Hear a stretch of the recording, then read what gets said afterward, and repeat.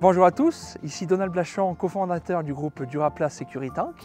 Aujourd'hui, nous allons parler des différentes solutions de stockage d'engrais liquides.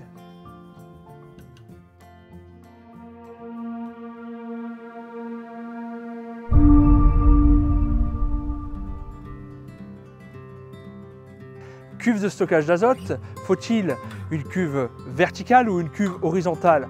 Dans le temps, tu n'avais pas vraiment le choix, c'était que des cuves horizontales métalliques qu'on mettait contre les bâtiments. Ce qui se passe, c'est que ça prend beaucoup de place.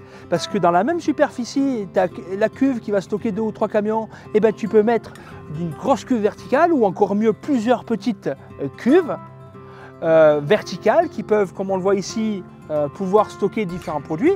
L'avantage de la cuve horizontale, c'est que si on voulait mettre ça dans un bâtiment pas haut et autres, pour être à l'abri des rongeurs, contrairement à d'autres solutions comme la poche et autres, ça peut être une solution. Le problème, c'est qu'on rentre dans une évolution, dans une agriculture de précision et raisonnée, où on a des nouveaux engrais liquides qui sont additivés, c'est-à-dire que tu as la solution N39 sur laquelle on va mélanger des fois du phosphore, de la potasse ou des inhibiteurs d'uréase.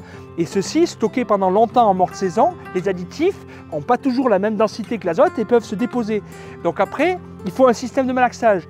L'inconvénient d'une cuve horizontale, c'est que pour faire le système de malaxage, c'est très compliqué, à part si on avait des malaxeurs industriels tous les 2 mètres.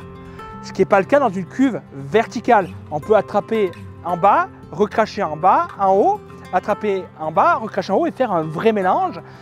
Alors, l'avantage, c'est quand on a plusieurs cuves, on peut avoir différents types de produits, mais les grosses cuves horizontales ou verticales, attention dans la prise au vent. Effectivement, on le voit, il faut que ça soit fixé comme il faut et il ne faut pas qu'il y ait des tôles à côté ou des morceaux de fibrociment qui pourraient venir heurter et endommager la cuve en cas de sinistre rempli d'azote. L'azote part, là ça reste relativement dangereux. Mais c'est vrai que l'avantage, le vertical, ça ne prend pas beaucoup de place par rapport aux autres solutions. Merci à tous d'avoir visionné cette vidéo. Nous espérons avoir répondu à toutes vos questions.